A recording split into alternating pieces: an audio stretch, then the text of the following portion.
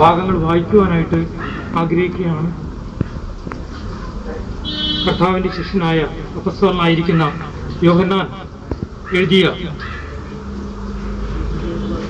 സുവിശേഷം അതിൻ്റെ 14-ാം അധ്യായം അതിൻ്റെ 3 വാക്യങ്ങളാണ് പ്രാരംഭമായിട്ട് ഞാൻ വായിക്കുന്നത്. നിങ്ങളുടെ ഹൃദയം കലങ്ങിപ്പോകരുത്, ദൈവത്തിൽ വിശ്വസിപ്പിൻ, എന്നിലും വിശ്വസിപ്പിൻ. എൻ്റെ പിതാവിൻ്റെ ഭവനത്തിൽ അനേക വാസസ്ഥലങ്ങളുണ്ട്, ഇല്ലെങ്കിൽ ഞാൻ നിങ്ങളോട് പറയുമായിരുന്നു. ഞാൻ നിങ്ങൾക്ക് സ്ഥലം ഒരുക്കുവാൻ പോകുന്നു.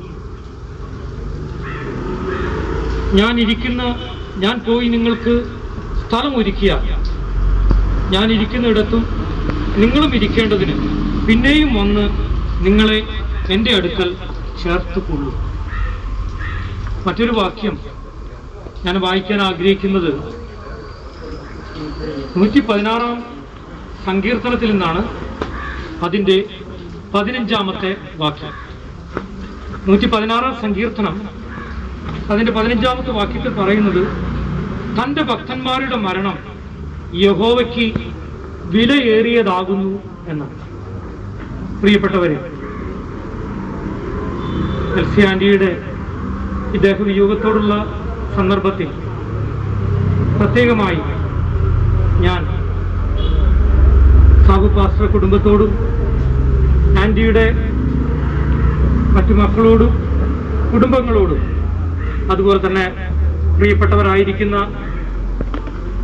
സകലരോടുമുള്ള പ്രത്യേക സ്നേഹവും ആശ്വാസവാക്കുകളും പ്രാരംഭമായിട്ട് ഞാൻ അറിയിക്കുകയാണ്. പ്രിയപ്പെട്ടവരെ, നാം 2 ഭാഗങ്ങളാണ് വായിച്ചത്. നമ്മുടെ കർത്താവ് വാക്ക് പറഞ്ഞാൽ മാറാത്തത്. നമ്മുടെ കർത്താവ് പറഞ്ഞിട്ടുണ്ട്, കർത്താവ് മരിക്കുന്നതിന് കുറച്ചു മുമ്പ് തങ്ങളുടെ ശിഷ്യന്മാരോട് പറഞ്ഞ ഭാഗമാണ് യോഹന്നാന്റെ സുവിശേഷത്തിൽ രേഖപ്പെടുത്തിയിരിക്കുന്നത്. അതായത്, നിങ്ങളുടെ ഹൃദയം കലങ്ങരുത്, എന്നിൽ വിശ്വസിപ്പിൻ, എൻ്റെ പിതാവിൽ വിശ്വസിപ്പിൻ. ഞാൻ പോകുന്നത് വെറുതെയല്ല, ഞാൻ പോയിട്ട് നിങ്ങൾക്ക് വാസസ്ഥലം ഒരുക്കിയിട്ട് നിങ്ങളെയും കൊണ്ട് ഞാൻ അങ്ങോട്ട് പോകും എന്നത്രേ കർത്താവ് പറയുവാനായിട്ട് ഇടയുണ്ട്. പ്രിയപ്പെട്ടവരെ, ആന്റിയോടുള്ള ബന്ധത്തിൽ ഞാനിങ്ങനെ ചിന്തിക്കുകയാണ്. പ്രിയ മാതാവ്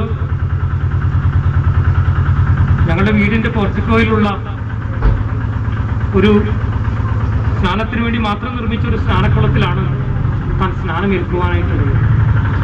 അതോർത്ത് ഞാൻ ദൈവത്തെ സ്തുതിക്കുന്നു. അന്ന് ആ സ്നാനക്കുളം പണിയുമ്പോൾ എൻ്റെ മനസ്സിലൊരു പ്രാർത്ഥനയുണ്ടായിരുന്നു. ദൈവമേ, പ്രായമുള്ളവർ വന്ന് സ്നാനപ്പെടാൻ തക്കവണ്ണം വിശാലമായിട്ട് ഇറങ്ങാനൊക്കെ പറ്റിയ ഒരു സ്നാനക്കുളം ഉണ്ടാക്കണം. അനേക പ്രായമുള്ളവർ അവിടെ സ്നാനപ്പെട്ടതോർത്ത് ഞാൻ ദൈവത്തെ സ്തുതിക്കുകയും ബഹുമാന്യനായ ആ ഒരു വർഷത്തെ അധ്വാനിക്കുന്ന എൻ്റെ ജോൺസൺ പാസ്റ്ററുടെ സഭയുമായുള്ള ബന്ധത്തിലാണ് ഈ കുടുംബം നിൽക്കുന്നത്. എന്നാൽ മാതാവിൻ്റെ ആരോഗ്യ കാരണം നിമിത്തം അവിടെ ആരാധനയ്ക്കായിട്ട് വരട്ടെ എന്ന് സാബു പാസ്റ്റർ പറയുവാനായിട്ടുണ്ട്. ആരോഗ്യമായിരുന്നു ഒരുപക്ഷെ, ആരോഗ്യക്കുറവായിരുന്നു ഒരുപക്ഷെ അവിടേക്ക് വരാനുള്ള കാരണമെങ്കിലും ഞാനൊരു കാര്യം ഈ ആന്റിയിൽ നിന്ന് പഠിക്കുവാനായിട്ട്, വളരെ ആരോഗ്യമുള്ള, വിശ്വാസത്തിൽ ആരോഗ്യമുള്ള ഒരു പ്രിയ മാതാവിനെയാണ് കുറച്ച് വർഷങ്ങൾ ഒരുമിച്ച് ആരാധിപ്പാൻ ലഭിച്ചതെന്ന് ഓർത്ത് ഞാനെൻ്റെ ദൈവത്തെ സ്തുതിക്കും.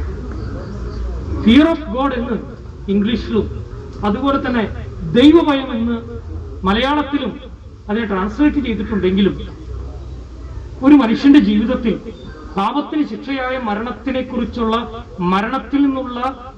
ശിക്ഷയായ ആ നരകത്തെക്കുറിച്ചുള്ള ഭയമല്ല ദൈവഭയം എന്ന് പറയുന്നത്. ദൈവം ആരെന്ന് മനസ്സിലാക്കി ദൈവത്തിന് കൊടുക്കേണ്ടതായ അർഹമായിരിക്കുന്ന സ്നേഹവും ബഹുമാനവും കൊടുക്കുവാൻ തൻ്റെ ജീവിതത്തിൽ കർത്താവിനെ ശരിക്കും മനസ്സിലാക്കി കഴിഞ്ഞതിന് ശേഷം ഉറച്ച തീരുമാനമെടുത്ത് അനേകർക്ക് മാതൃകയായ ഒരു വ്യക്തിയായിരുന്നു ഈ ആന്റി എന്ന് പറയുന്നതിൽ എനിക്ക് അഭിമാനമുണ്ട്. ഒരു മനുഷ്യന്റെ വിദ്യാഭ്യാസമോ ഒരു മനുഷ്യന്റെ പണമോ ഒരു മനുഷ്യന്റെ തറവാട്ട് സ്വത്തോ ഒരു മനുഷ്യന്റെ പ്രതാപമോ ഒന്നുമല്ല സ്വർഗത്തിൽ വില കൽപ്പിക്കുന്നത്. ദൈവത്തെ സ്നേഹിച്ച് ദൈവത്തിന്റെ കൽപ്പനകൾ പാലിച്ച് ദൈവത്തിന് വേണ്ടി ആര് നിൽക്കുന്നു എന്നുള്ളതാണ് ദൈവത്തിന് മുമ്പിൽ പരമാർത്ഥമായിരിക്കുന്ന കാര്യം. എന്നെ മാനിക്കുന്നവനെ ഞാൻ മാനിക്കും എന്ന് പറയുന്ന ദൈവത്തിന്റെ അത്ഭുതകരമായിരിക്കുന്ന വാക്തത്വത്തെ ഓർത്ത് ഞാൻ ദൈവത്തെ സ്തുതിക്കുന്നു. ഹല്ലേലൂയ. എൻ്റെ വിശ്വാസം അനുസരിച്ച് അല്ലെങ്കിൽ എൻ്റെ ഓർമ്മ അനുസരിച്ച് ഇത് 4ാമത്തെ വട്ടമാണ് ഈ അമ്മ മരണത്തിൻ്റെതായിരിക്കുന്ന ആ അവസ്ഥയിലേക്ക്, അതിനോടടുത്ത അവസ്ഥയിലേക്ക് കടന്നു വരുന്നത്. ഓരോ തവണയും ആ മരണത്തിന്റെ അവസ്ഥയിൽ നിന്ന് മാറുവാനായിട്ട് ദൈവം ഇടയാക്കുവാനിടയിൽ ഞാൻ ഇങ്ങനെ ഓർക്കുകയാണ്. ഓരോ വട്ടവും ആന്റി പറയുന്ന കാര്യങ്ങൾ ഞാൻ ശ്രദ്ധിച്ചിട്ടുണ്ട്. എന്താണ് പറയുന്നത് അറിയാമോ? അതുകൊണ്ടാണ് ഞാൻ പറഞ്ഞത് വിശ്വാസത്തിൽ ആരോഗ്യമുള്ള സ്ത്രീയാണെന്ന്. വെറുതെ മരിച്ചു കഴിഞ്ഞ് ഒരു പുകഴ്ചയ്ക്കായി ഞാൻ പറയുന്നതല്ല. കാരണം ദൈവഭയം, ആരോഗ്യമുള്ള ഒരു ക്രിസ്ത്യാനിയുടെ ലക്ഷണം ദൈവത്തിലുള്ള ഉറച്ച വിശ്വാസമാണ്. ആരോഗ്യമുള്ള ഒരു ക്രിസ്ത്യാനിയുടെ ആ ആരോഗ്യത്തിന്റെ രഹസ്യം ദൈവത്തോടുള്ള അഭയാചനയാണ്, പ്രാർത്ഥനയാണ്. അതുപോലെ തന്നെ ആരോഗ്യമുള്ള ഒരു ക്രിസ്ത്യാനിയുടെ ആരോഗ്യം എന്ന് പറയുന്നത് ദൈവത്തെ ആരാധിക്കുന്നതാണ്. ഈ 3 കാര്യത്തിലും വിട്ടുവീഴ്ചയില്ലാത്ത ഒരു ധൈര്യശാലിയായ സ്ത്രീ ആയിരുന്നു ആന്റി എന്ന് പറയുന്നതിൽ എനിക്ക് അഭിമാനമാണ്.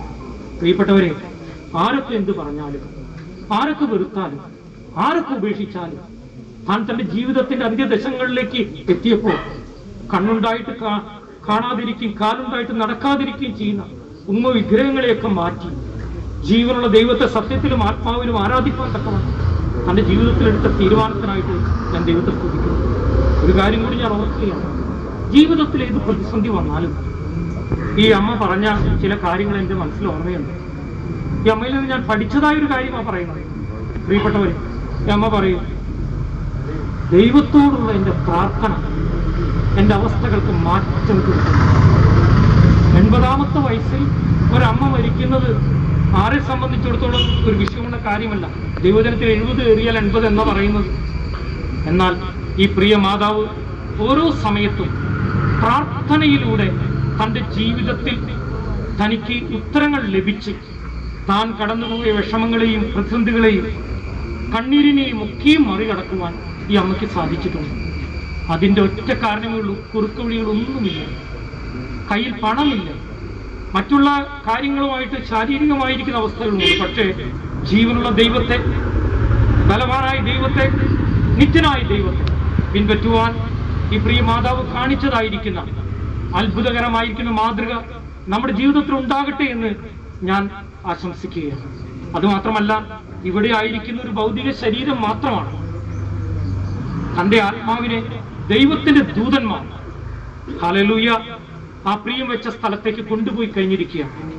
എന്നാൽ പ്രിയപ്പെട്ടവരെ, ദൈവത്തിന്റെ വചനം അനുസരിച്ച്, ദൈവത്തെ ഭയപ്പെട്ട്, ദൈവകൽപ്പനകൾ അനുസരിച്ച് ഒരുക്കമുള്ള ഒരു മാതാവായിട്ടാണ് ഈ അമ്മ നിത്യതയിലേക്ക് കടന്നുപോയതെന്ന് വിശ്വാസമുള്ള ഒരു വ്യക്തിയാണ്. അതുകൊണ്ട് ഒരിക്കൽ കൂടെ സാബു പാസ്റ്റർക്കും കുടുംബാംഗങ്ങൾക്കും അതുപോലെ തന്നെ ഈ പ്രിയ മാതാവിൻ്റെ എല്ലാ മക്കൾക്കും, മരുമക്കൾക്കും, കുഞ്ഞുമക്കൾക്കും, അതുപോലെ തന്നെ സ്നേഹിക്കുന്ന എല്ലാവർക്കുമുള്ള പ്രത്യേകമായ ആശ്വാസവാക്കുകൾ ഞാൻ നൽകുകയാണ്. ആരാധന കഴിഞ്ഞ് ഈ വണ്ടി ഇവിടെ നിർത്തി പരമാവധി ഞാൻ തന്നെ കൈപിടിച്ച് ഇങ്ങോട്ട് കൊണ്ടുവരുന്ന ഈ പ്രിയ അമ്മയുടെ കൈപിടിച്ച് നടത്തുവാൻ ഇനി സാധിക്കില്ല എന്നോർത്ത് എനിക്ക് ദുഃഖമുണ്ട്. എങ്കിലും ആ ശാന്ത തുറമുഖത്ത്, ആ നിത്യമായിരിക്കുന്ന വാസസ്ഥലത്ത്, കണ്ണീരില്ലാത്ത, ദുഃഖമില്ലാത്ത, രോഗമില്ലാത്ത സ്ഥലത്ത് വെച്ച് വീണ്ടും പ്രത്യാശയോടെ കാണാം എന്ന പ്രത്യാശയോടെ ഞാനൊരു വാക്കുകൾ ഉപസംഹരിക്കുന്നു. ദൈവനാമം മഹത്വപ്പെടുന്നു.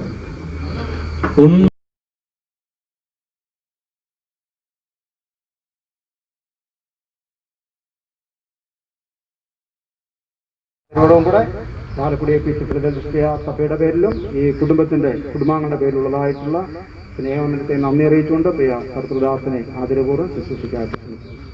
ഉയർപ്പിൻ ജീവനാൽ നിത്യാജീവൻ നൽകും, ഉയർപ്പിൻ ജീവനാൽ നിത്യാജീവൻ നൽകും കർത്താവിനോട് കൂടെ നിത്യാവസമാവേ.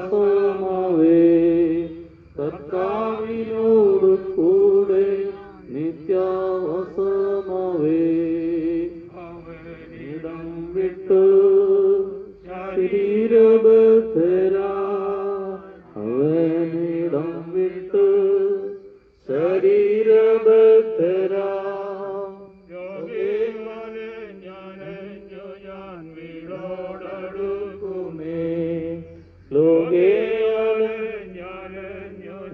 വീടോടടുക്കുമേ പ്രിയൻ പാർപ്പിടം മനോഹരവർണ്യം. എൻ പ്രിയൻ പാർപ്പിടം മനോഹരവർണ്യം. മുത്തുകള നിർമ്മിതമ 12 ഗോപുരം. മുത്തുകള നിർമ്മിതമ 12 ഗോപുരം. ദാനം നിശ്ചിടാ നിത്യമയ വാണിടാ. സന്താനം നിശ്ചിടാ നിത്യമയ വാണിടാ. എന്നാത്മാവോ വാഞ്ചിക്കുന്നേ ഞാൻ എന്നു ചേരുമോ. എന്നാത്മാവോ വാഞ്ചിക്കുന്നേ എന്നു ചേരുമോ. ഹല്ലേലൂയ പാടൂ എന്നല്ല തീർന്നു ഞാൻ. ഹല്ലേലൂയ പാടൂ. മന്നവനാമേശുവിനോട് കൂടെ വാണിടോ. മന്നവനാമേശുവിനോട് കൂടെ വാണിടോ. ഉയർപ്പിൻ ജീവനാ നിത്യാജീവൻ നൽകൂ. ഉയർപ്പിൻ ജീവനാ നിത്യാജീവൻ നൽകൂ. കർത്താവിനോട് കൂടെ നിത്യാവസമേ. കർത്താവിനോട് കൂടെ നിത്യാവസമേ.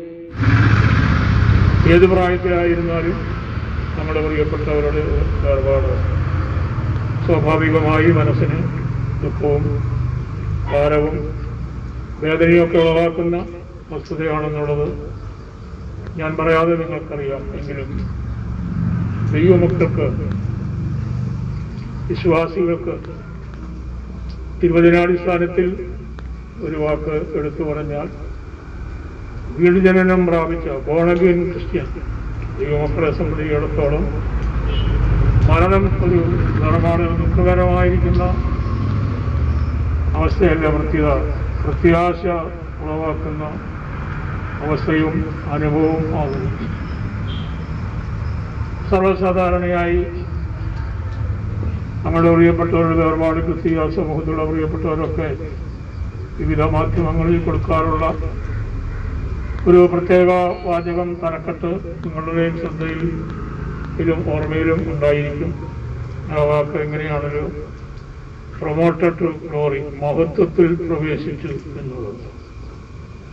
ബഹുമാന്യ മാതാവിനെ സംബന്ധിച്ചിടത്തോളം യേശുവിനെ രക്ഷിതാവായി സ്വീകരിപ്പാൻ, ദൈവപ്രകാരം യേശുവിനെ കർത്താവെന്ന് വായിക്കൊണ്ട് ഏറ്റുപറയുവാൻ, ദൈവപ്രകാരം ക്രിസ്തുവിൻ്റെ മരണപുനരുത്ഥാനത്തോട് ഏകീഭവിക്കുന്ന വിശ്വാസ സ്നാനം സ്വീകരിക്കുവാൻ, വേർപെട്ട ദൈവത്തെ ആരാധിപ്പാൻ, ദൈവത്തോടും ദൈവസഭയോടുമുള്ളതായിരിക്കുന്ന ബന്ധത്തിൽ തൻ്റെ കൂട്ടായ്മയുടെ അഭേദ്യമായിരിക്കുന്ന ബന്ധം ജീവിതത്തിൽ നിലനിർത്തി വ്യക്തിപരമായി തന്നോടുള്ള ബന്ധത്തിലും തൻ്റെ കുടുംബത്തോടുള്ള ബന്ധത്തിൽ, മക്കളോടുള്ള ബന്ധത്തിൽ, മക്കളോടുള്ള ബന്ധത്തിൽ, സഭയോടും സമൂഹത്തോടുള്ളതായിരിക്കും ബന്ധത്തിൽ തൻ്റെ ഉത്തരവാദിത്വങ്ങളൊക്കെ വളരെ സുഗ്രഹമായ നിലയിൽ നിർവഹിച്ച് താൻ പ്രിയമിച്ച കർത്താവിൻ്റെ സന്നിധിയിലേക്ക് കഴിഞ്ഞ സന്ധ്യാവേളയിൽ ചേർക്കപ്പെടുവാൻ്റെ കോണം ഇടയായി തീർന്നുവല്ലോ. ആ വേർപാട് ദുഃഖം അനുഭവിക്കുന്ന എല്ലാ ഹൃദയങ്ങളെയും ദൈവമായ കർത്താവ് ആശ്വസിപ്പിക്കുകയും സകല ബുദ്ധിയും കവിയുന്ന ദൈവിക സമാധാനം എല്ലാവരുടെയും ഹൃദയങ്ങളിൽ പകരുകയും ചെയ്യുമാറാകട്ടെ എന്ന് ഞാൻ കർത്താവിൻ്റെ സന്നിധിയിൽ പ്രാർത്ഥിക്കുന്നു. പ്രകൃതിയുടേതായ ഭാവമാറ്റമുണ്ട്. നമ്മുടെ സമയപരിധിയും വളരെ പരിമിതമാണ്. 11 മണിക്ക് തന്നെ ഇവിടുത്തെ ശുശ്രൂഷ പൂർത്തീകരിച്ച് ഇവിടെ നിന്ന് ബോഡി ശിവത്തിലേക്ക് കൊണ്ടുപോകണമെന്നുള്ളതാണല്ലോ നമ്മൾ സ്വീകരിച്ചിരിക്കുന്നതായ സമയബന്ധിതമായിരിക്കുന്നതായ ഒരു പ്രോഗ്രാം. അതനുസരിച്ച് തന്നെ കഴിയുന്നിടത്തോളം ഞാൻ എൻ്റെ വാക്കുകളെ വളരെ പെട്ടെന്ന് പരിമിതപ്പെടുത്തുവാൻ ദൈവത്തിൽ ശരണപ്പെടുന്നു.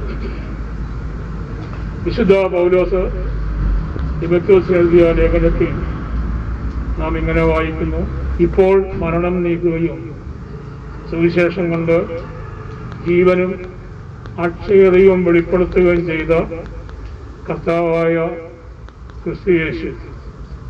ദൈവത്തിന് സ്തോത്രം. ആ വേദവാക്ക് ഞാൻ ഒന്നുകൂടെ ഇവിടെ ആവർത്തിച്ച് ഉദ്ധരിക്കട്ടെ. ഇപ്പോൾ മരണം നീക്കുകയും സുവിശേഷം കൊണ്ട് ജീവനും അക്ഷയതയും വെളിപ്പെടുത്തുകയും ചെയ്ത കർത്താവായ ക്രിസ്തുയേശു. നാം തിരുവചനം വായിക്കുമ്പോൾ തന്നെ കാണുന്നു, ആദാം മുതൽ മോശ വരെ, അഥവാ ന്യായപ്രമാണത്തിന്റെ അന്ത്യം വരെ മരണം മനുഷ്യനെ അടക്കി ഭരിച്ചിരുന്ന ഒരു പ്രതിഭാസമായിരുന്നു.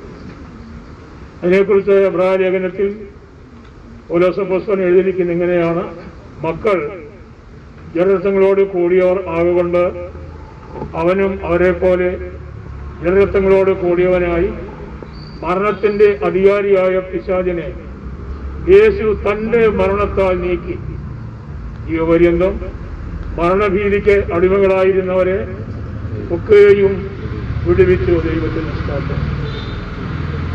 അതുപോലെ ലേഖനം നമ്മൾ വായിക്കുന്നു: വാഴ്ചകളെയും അധികാരങ്ങളെയും കർത്താവായ യേശു ആയുധവർഗം വെപ്പിച്ചു. ക്രൂശിൽ ശത്രുവിന്റെ മേൽ, മരണത്തിന്റെ മേൽ ജയോത്സവം കൊണ്ടാടി. നമ്മുടെ രക്ഷകനായ കർത്താവായ യേശു മരണത്തെയും പാതാളത്തെയും ജയിച്ച് 3-ാം ദിവസം ഉയർത്തെഴുന്നേറ്റ്. അതാണ് നമ്മുടെ ഭാഗ്യകരമായ പ്രത്യാശ. ദൈവത്തിന്റെ സ്തോത്രം. ആ നിലയിൽ നദിയോനം വായിക്കുമ്പോൾ ഫിലിപ്പിയ ലേഖനം 3-ാം അധ്യായം 20-ാം വാക്യം: നമ്മുടെ പൗരത്വമോ സ്വർഗത്തിൽ ആകുന്നു.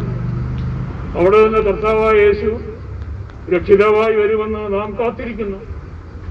അവൻ പ്രത്യക്ഷനാകുമ്പോൾ അവൻ നമ്മുടെ ഈ താഴ്ചയുള്ള ശരീരത്തെ തന്റെ മഹത്വമുള്ള ശരീരത്തോട് അനുരൂപമായി രൂപാന്തരപ്പെടുത്തും. അതാണ് ക്രിസ്തീയ വിശ്വാസ പ്രത്യാശ. ക്രിസ്തു മതമല്ല, ക്രിസ്തു മാർഗമാണ്. പൊതുവെ ആൾക്കാർ ക്രിസ്തു മതം എന്നൊക്കെ പറയാറുണ്ടെങ്കിലും അടിസ്ഥാനപരമായി ക്രിസ്തു മതമെന്നൊന്നില്ല. ക്രിസ്തു ഒരു മാർഗമാണ്. യേശു പറഞ്ഞു, ഞാൻ തന്നെ വഴിയും സത്യവും ജീവനും ആകുന്നു. അപ്പോൾ കർത്താവായ യേശു ക്രിസ്തു മരണത്തെ ജയിച്ച് ഉയർത്തുന്നത് ക്രിസ്തു മാർഗത്തിന്റെ മാത്രം ഏറ്റവും വലിയ സവിശേഷത, പ്രത്യേകത നമ്മുടെ കർത്താവ് ഉയർത്തെഴുന്നേറ്റു എന്നുള്ളതാണ്. മരണത്തെ ജയിച്ച് 3-ാം നാൾ ഉയർത്തെഴുന്നേറ്റു. പൗലോസ് അപ്പോസ്തലൻ തന്റെ ലേഖനത്തിൽ ഇങ്ങനെ എഴുതിയിട്ടുണ്ട്: ക്രിസ്തു ഉയർത്തെഴുന്നേറ്റിട്ടില്ല എങ്കിൽ ഞങ്ങളുടെ പ്രസംഗം വ്യർത്ഥം, നിങ്ങളുടെ വിശ്വാസവും വ്യർത്ഥം. നേരെ മറിച്ച് നമ്മുടെ കർത്താവായ യേശു മരണത്തെ ജയിച്ച് ഉയർത്തെഴുന്നേറ്റു. 1 ലേഖനം 15-ാം അധ്യായത്തിന്റെ അവസാന ഭാഗത്ത് പൗലോസ് അപ്പോസ്തലൻ ഇങ്ങനെ എഴുതിയിട്ടുണ്ടല്ലോ: കർത്താവായ യേശുവിന്റെ പുനരുത്ഥാനത്തെക്കുറിച്ച്, ഉയർപ്പിനെ കുറിച്ച്: ഹേ മരണമേ, നിന്റെ ജയം എവിടെ? പാതാളമേ, നിന്റെ വിഷമുള്ള എവിടെ? മരണത്തിന്റെ വിഷമുള്ള പാപത്തിന്റെ ശക്തിയോ ന്യായപ്രമാണം നമ്മുടെ കർത്താവായ യേശു ക്രിസ്തു മുഖാന്തരം നമുക്ക് ജയം നൽകുന്ന ദൈവത്തിന് സ്തോത്രം. യേശു ക്രിസ്തു മുഖാന്തരം നമുക്ക് ജയം തരുന്ന ദൈവത്തിന് സ്തോത്രം. യേശു മരണത്തെ ജയിച്ച് 3-ാം ദിവസം ഉയർത്തെഴുന്നേറ്റു. മരണത്തിന് തന്നെ പിടിച്ചേക്കാൻ കഴിഞ്ഞില്ല.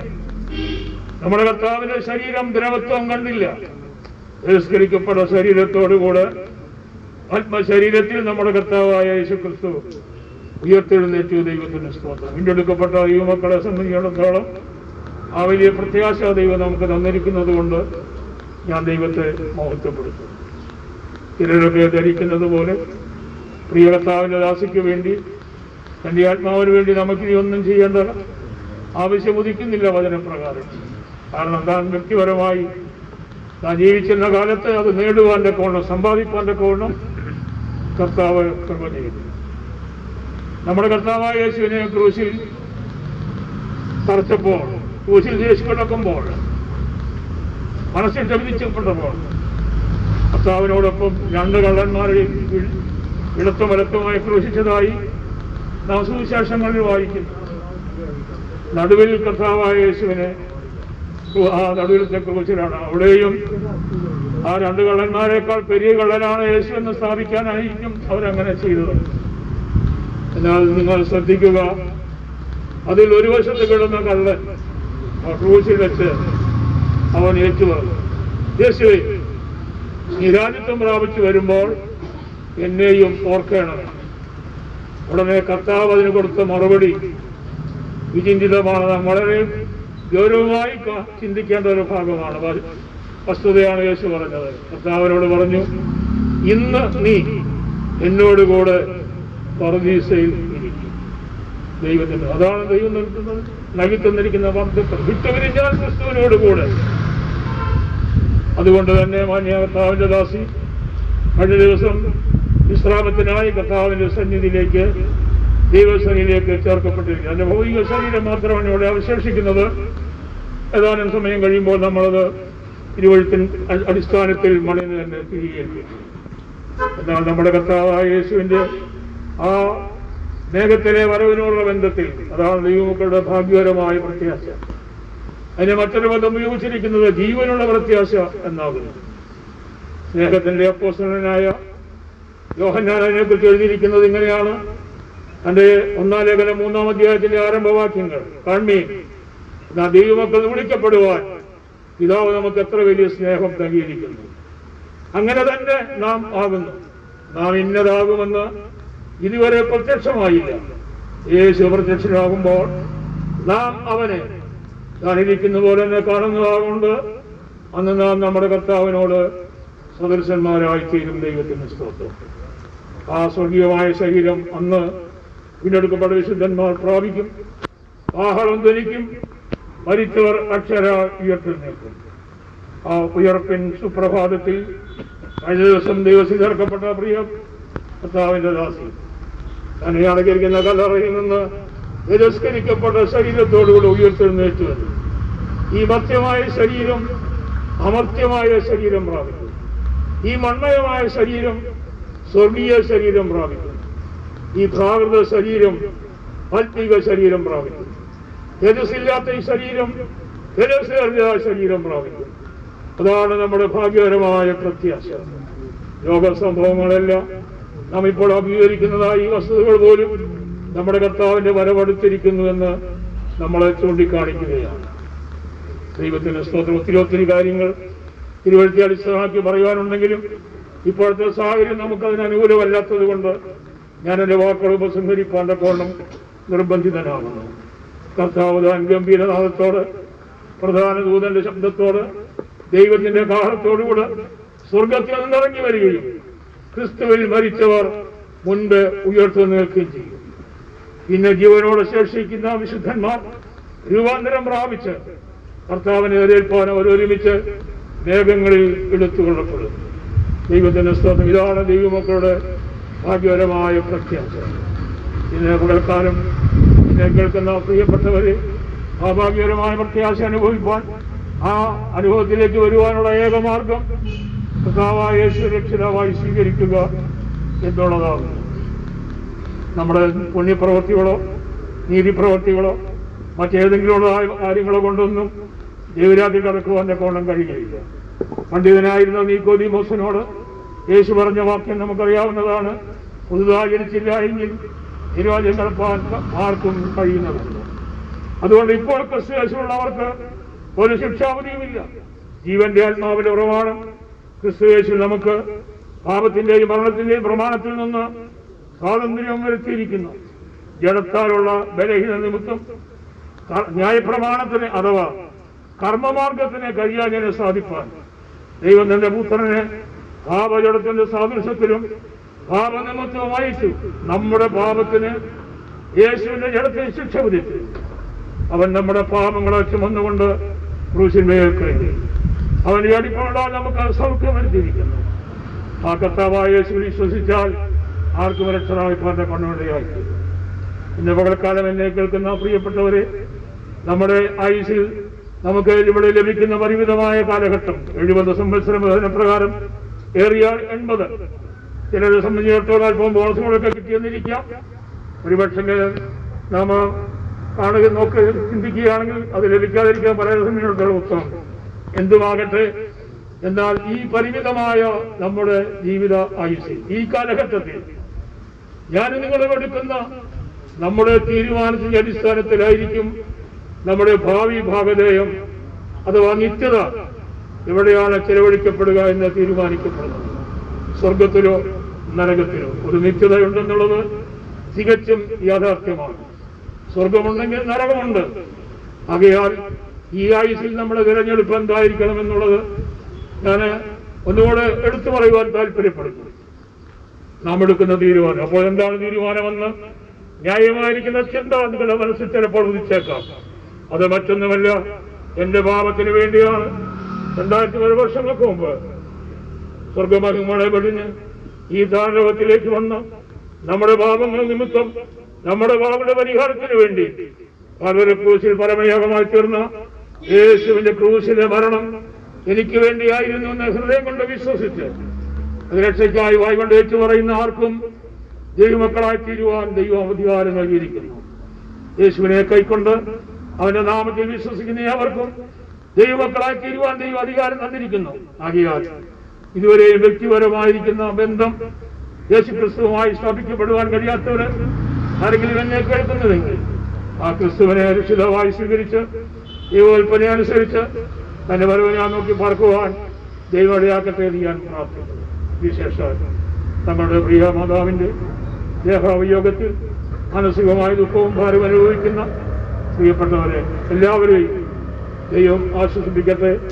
സകല ബുദ്ധിയെയും കവിയുന്ന ദൈവിക സമാധാനം സർവാശ്വാസങ്ങളുടെ ഉറവിടമായ കർത്താവ് നിങ്ങളുടെ ഹൃദയങ്ങളിൽ പകരുമാറാകട്ടെ എന്ന് ആത്മാർത്ഥമായി ഞാൻ പ്രാർത്ഥിക്കുന്നു.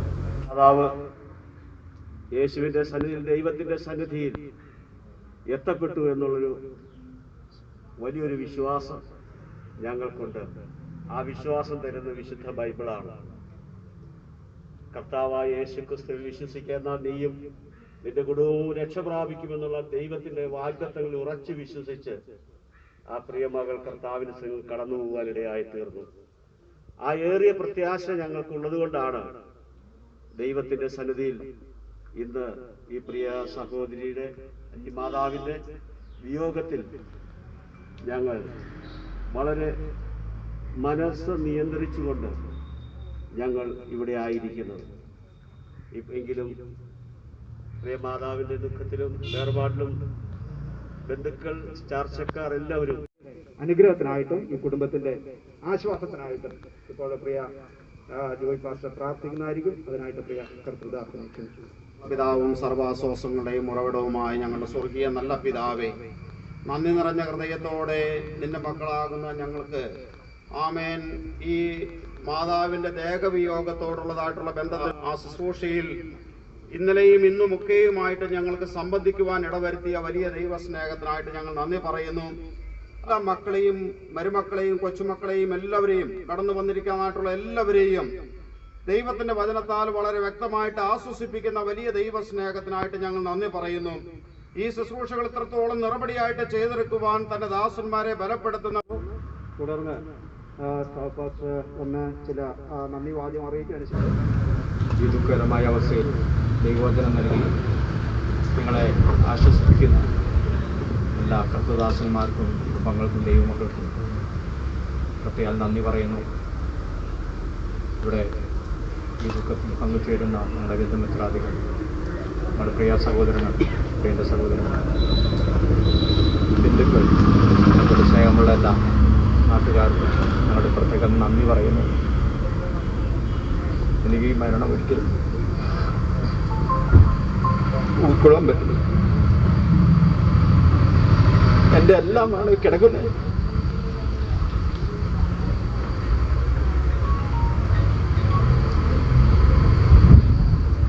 ഞാനൊരു ചുമച്ച പോലും എൻ്റെ അമ്മയ്ക്ക് ടെൻഷനാണ്. എന്നെക്കുറിച്ച് മാത്രമല്ല, നമ്മുടെ എല്ലാ മക്കളെ കുറിച്ചും അവരെന്തെങ്കിലും പ്രയാസം അനുഭവിക്കുമ്പോൾ അമ്മ കിടന്ന് കരയുന്നത് അവിടെ ദൈവത്തിന് പ്രാർത്ഥിക്കാൻ ഞാൻ കണ്ടിട്ടുണ്ട്. ഞാൻ നേരം വൈകിയ അമ്മ ടെൻഷനാണ്.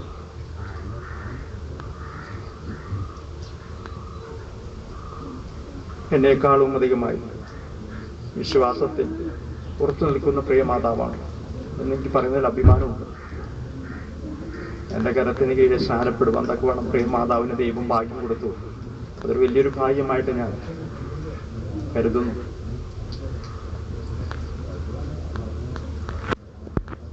മാതാവിന് എല്ലാ ദേവദാസന്മാരെയും ബഹുമാനമാണ്, സ്നേഹമാണ്. എന്നാൽ ഏറ്റവും കൂടുതൽ മാതാവ് പറയുന്ന 2 ദേവദാസന്മാരുണ്ട്. ഒന്ന് പോൾ കൃഷ്ണൻ പാസ്റ്ററും ഒന്ന് പോൾ മുത്തൂർ പാസ്റ്ററും.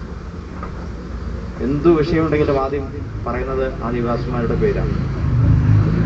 ബാക്കി എല്ലാ ദേവദാസന്മാരെയും വളരെ ബഹുമാനത്തോടും ആദരവോടും കൂടിയാണ് അമ്മ കാണുന്നത്. അമ്മയില്ലാത്ത വീട്ടിൽ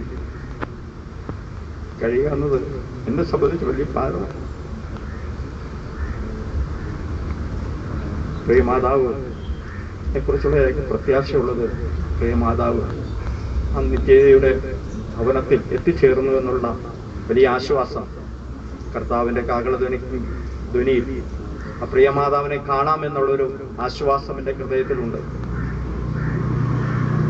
പ്രത്യാശയുടെ ഭവനത്തിൽ പ്രിയ മാതാവ് എത്തിച്ചേർന്നുകൊണ്ട് ഞാൻ ദൈവത്തെ സ്തുതിക്കുന്നു. അതിന് മുഖാന്തരമായി തീർന്ന എല്ലാ കർത്തദാസന്മാർക്കും എല്ലാ ദൈവമക്കൾക്കും പ്രത്യേകം നന്ദി പറയുന്നു. ഞങ്ങളെ ഈ അവസരത്തിൽ കടന്നു വന്ന് ഞങ്ങളെ ആശ്വാസത്തിൻ്റെ വചനങ്ങൾ പകർന്നു തന്ന എല്ലാ കർത്തദാസന്മാരോടും, പ്രത്യേക സൗത്ത് സെൻറ്ററിൻ്റെ ചുമതല വഹിക്കുന്ന പാസ്റ്റർ സി ചാക്കോ അവരോടും, അതുപോലെ ഞങ്ങളുടെ മദർ ചർച്ചിൻ്റെ പാസ്റ്ററായിരിക്കുന്ന ജോൺസൺ പാസ്റ്റർ അവരോടും, ഇവിടെ ആയിരിക്കുന്ന ഓരോരുത്തരും പേര് പറഞ്ഞാൽ സമയം തികത്തില്ല. എല്ലാ ദേവദാസന്മാരോടുമുള്ള പ്രത്യേക നന്ദി അറിയിക്കുന്നു. ദൈവം എല്ലാവരും സമൃദ്ധമായി അനുഗ്രഹിക്കുമാറാകട്ടെ. സർവശക്തനായ ദൈവമേ, സ്വർഗ്ഗ നല്ല പിതാവേ, പ്രത്യേകമായി പ്രിയ മാതാവിൻ്റെ ദേഹവിഭവത്തിൽ ഞങ്ങളെ ഇവിടെ ആയിരിക്കുന്നല്ലോ. കഴിഞ്ഞ സമയങ്ങളൊക്കെ വളരെ ഭാരം ദുഃഖവും രോഗമായി വീട്ടിലും ആശുപത്രിയിലുമായിട്ട് വിശ്രമിപ്പാനും ഞങ്ങളെ കഴിയാവുന്ന ശുശ്രൂഷ എല്ലാം ചെയ്യുവാൻ സർവശക്തനായ സഹായിച്ചല്ലപ്പ. സമയമായപ്പോൾ ഈ ഭൂമിയിൽ തോട്ടം തികച്ച് നിത്യയിലേക്ക് ചേർക്കപ്പെടുവാൻ തക്കവണ്ണം സർവശക്തനായ സഹായിച്ച കൃപയ്ക്കായി അങ്ങേക്ക് ഞങ്ങൾ നന്ദി പറയുന്നപ്പ. കൂട്ടായ്മയും കാവലും നമ്മോടും അവർക്ക് പ്രാർത്ഥിച്ച എല്ലാ കാര്യങ്ങളോടും ഭൂലോകമുള്ളതായ സകല വിശുദ്ധന്മാരുടെ വിശേഷാൽ സന്തുഷ്ട കുടുംബങ്ങളോടുകൂടെയും ഇപ്പോഴെന്താളും ഉണ്ടായിരിക്കുമാറാകട്ടെ. പാർത്തില് രക്ഷപ്പെട്ടോരെ കേറി കൂടിയാകാശേ, പേർ വിളിക്കും നേരം കാണും എൻ പേരും. പേർ വിളിക്കും നേരം കാണോ, പേർ വിളിക്കും നേരം കാണോ, പേർ വിളിക്കും നേരം കാണോ. സമയമാം രഥത്തിൽ ഞാൻ സ്വർഗയാത്ര ചെയ്യുന്നു. എൻ സ്വദേശം കാൺമതിനായി ബദ്ധപ്പെട്ടോടിടുന്നു. എൻ സ്വദേശം കാൺമതിനായി ബദ്ധപ്പെട്ടോടിടുന്നു.